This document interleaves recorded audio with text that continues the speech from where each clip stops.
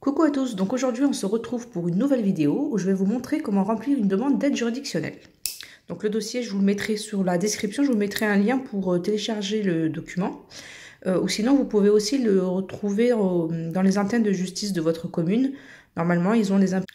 Alors avant de faire la demande, il faut que vous vous renseigniez auprès de votre banque ou auprès de votre assurance habitation si vous avez déjà une assurance de protection juridique qui prendrait éventuellement les frais de justice en charge. Donc il faut d'abord vous renseigner et ensuite donc faire le dossier. Donc c'est d'ailleurs la première question qu'on vous pose ici.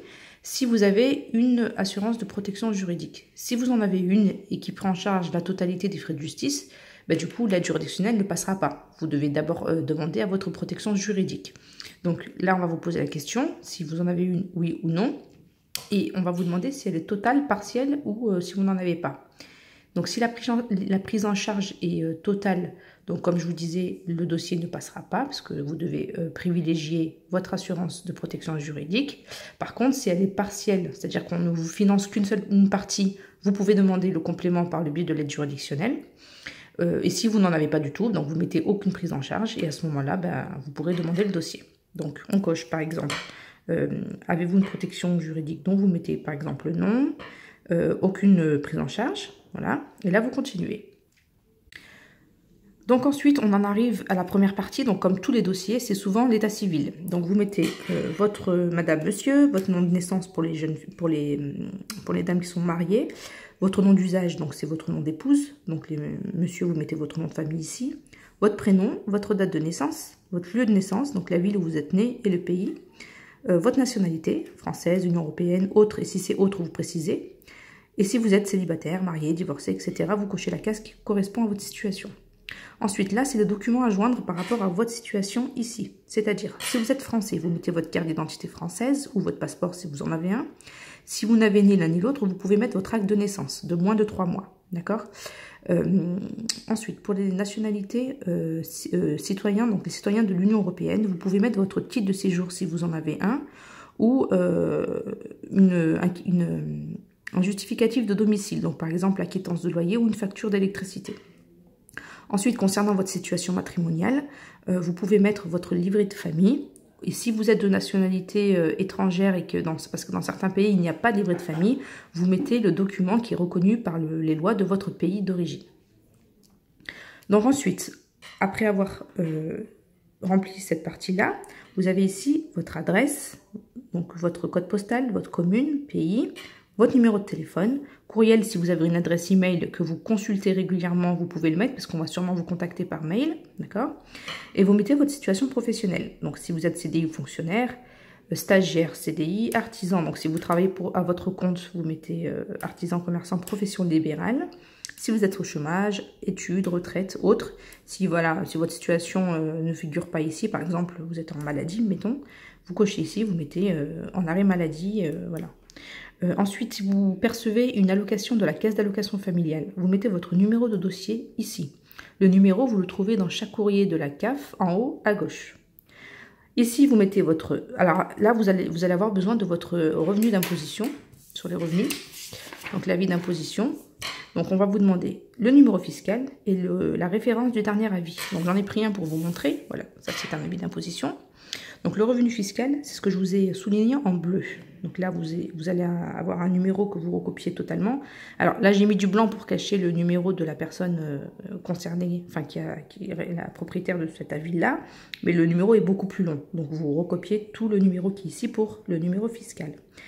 Concernant, on va vous demander ici la référence du dernier avis d'imposition sur le revenu. C'est ce qu'il y a en rose ici, sur la première page de votre avis d'impôt. Je vous l'ai souligné en rose, référence de l'avis. Et pareil, vous recopiez tous les numéros qui sont là. Voilà.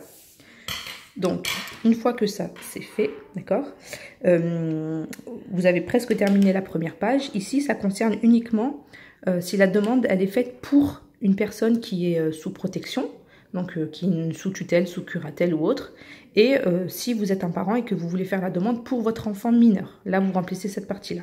D'accord ? Voilà. Si vous avez des questions auxquelles je n'ai pas répondu par rapport à cette première partie-là, vous me la posez en commentaire et je vous réponds sans problème.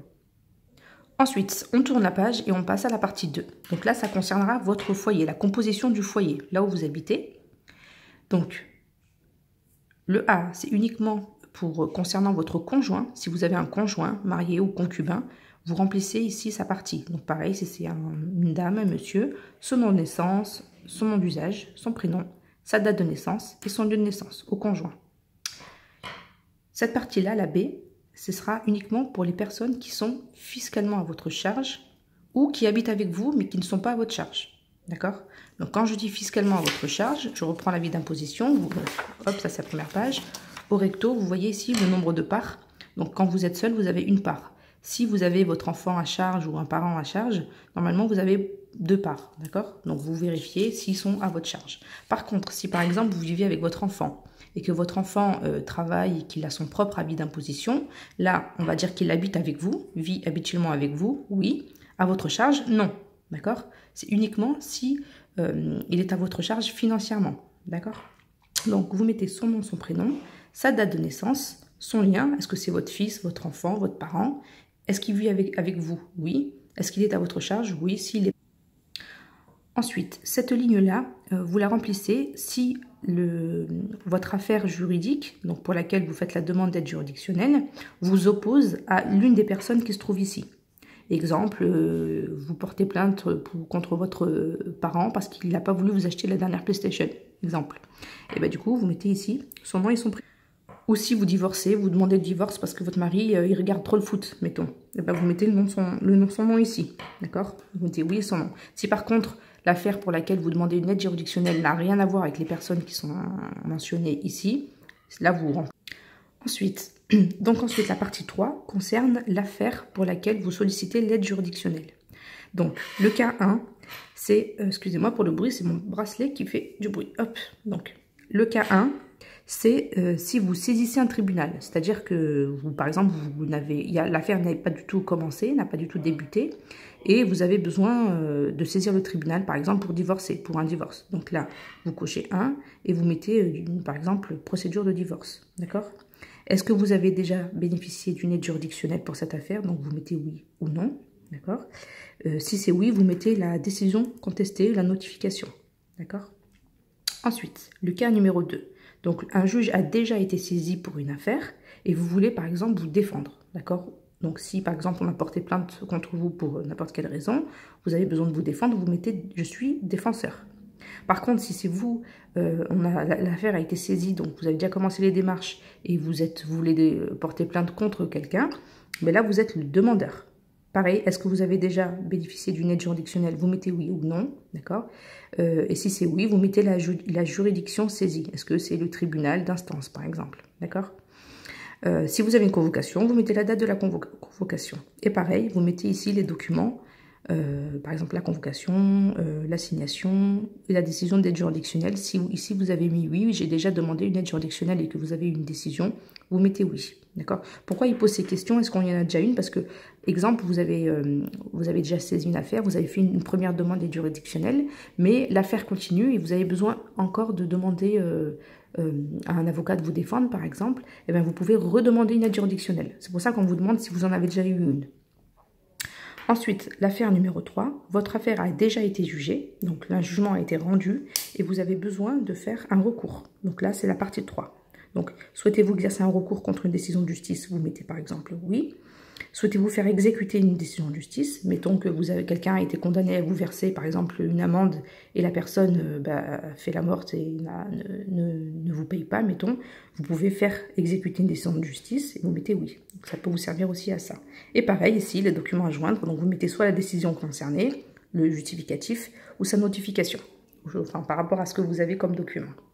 Voilà, là on a terminé la partie 3 et on va passer à la partie 4. Donc là, on prend la page suivante et donc on est toujours dans la partie 3. Ça va concerner vos adversaires. Donc contre qui vous portez plainte ou contre qui vous avez besoin de vous défendre. Donc vous mettez ici son nom et son prénom. Si c'est une société, vous mettez ici son adresse du siège social ou la raison sociale. D'accord? Si c'est un magasin, n'importe, un professionnel, vous mettez ici aussi son nom. Bon. Ensuite, donc l'auxiliaire de justice. Ici, en fait, vous allez préciser pour quel professionnel vous avez besoin. Est-ce que vous demandez la désignation d'un avocat? Est-ce que vous avez besoin d'un huissier? Donc, le petit 1, c'est pour... ça concerne lorsque vous n'avez pas d'avocat ou quoi que ce soit, vous demandez la désignation d'un avocat au hasard. Là, ça concerne c'est le petit 1. En revanche, si vous avez déjà un avocat qui accepte l'aide juridictionnelle, là, vous cochez 2 et vous mettez ici, donc si c'est un avocat, un huissier, un notaire, vous mettez ici son adresse et ses coordonnées téléphoniques. D'accord? Et donc, si vous avez déjà un avocat qui accepte de le prendre, il vous faut son accord écrit. Donc, vous demandez à l'avocat qu'il vous fasse un courrier comme quoi qu'il accepte de vous assister, d'accord?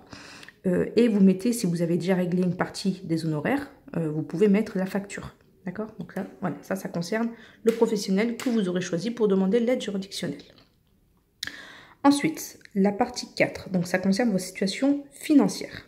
Donc, si vous êtes dans l'un des cas suivants, que je vais y revenir, si vous êtes dans l'une de ces situations-là, vous n'aurez pas besoin de remplir cette partie-là, d'accord? Par contre, si votre situation ne figure dans aucune des cases ici, il va falloir que vous remplissiez vos revenus ici, d'accord?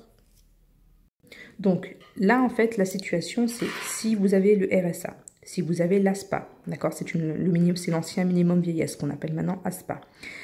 Si vous faites un recours devant la Cour nationale du droit d'asile, si votre procès a lieu devant un tribunal des pensions ou un appel devant la Cour régionale des pensions, si vous êtes victime d'un crime considéré comme très grave, donc meurtre, torture, etc. Donc, si vous êtes dans l'une des situations-là, vous cochez, vous mettez par contre le justificatif qui correspond, d'accord, et vous passez à la suite. Par contre, si vous n'êtes pas du tout dans l'une des situations-là, vous allez remplir ça.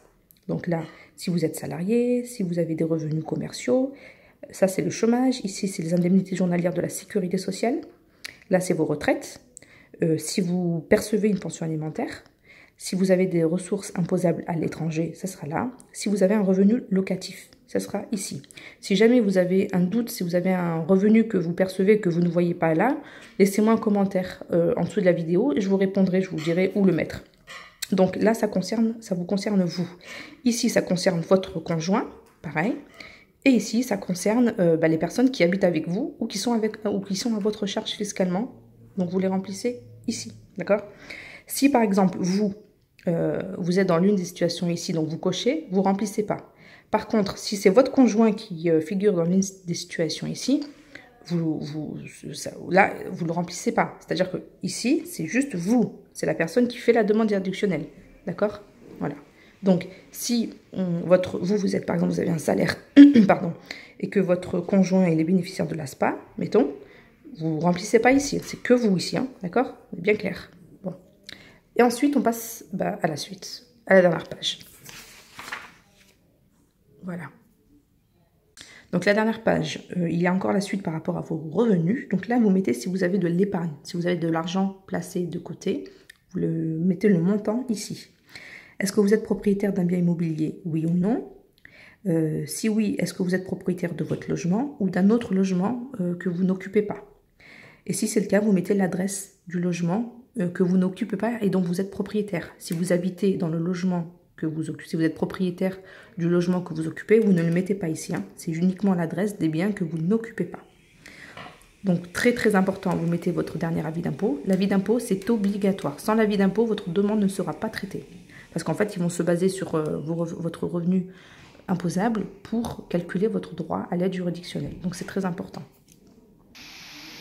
Donc ensuite, cette partie, ça vous concerne si vous versez une pension alimentaire. Si vous versez une pension alimentaire à quelqu'un, vous mettez le type de prestation, donc prestation alimentaire par exemple, le montant et le nom de la personne à qui vous versez cette pension alimentaire. Et là, pareil, vous mettez le justificatif du jugement qui dit que vous devez verser une pension alimentaire. Ou s'il n'y a pas de jugement mais que vous le faites régulièrement, vous mettez votre justificatif, par exemple votre relevé de banque. D'accord ? Et voilà, donc là le dossier est terminé. Il vous suffit juste de cocher cette case-là. Donc si vous voulez communiquer par voie électronique, donc si vous avez une adresse mail, donc vous mettez oui ou non. Et dans ce cas, ils vont échanger avec vous par mail.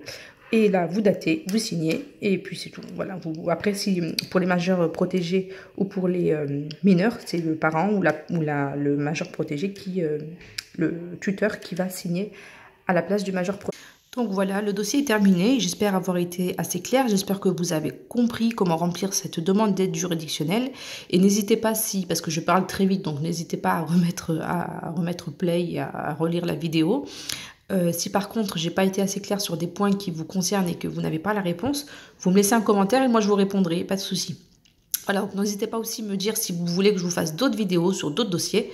Je me ferai un plaisir de vous le faire. À bientôt!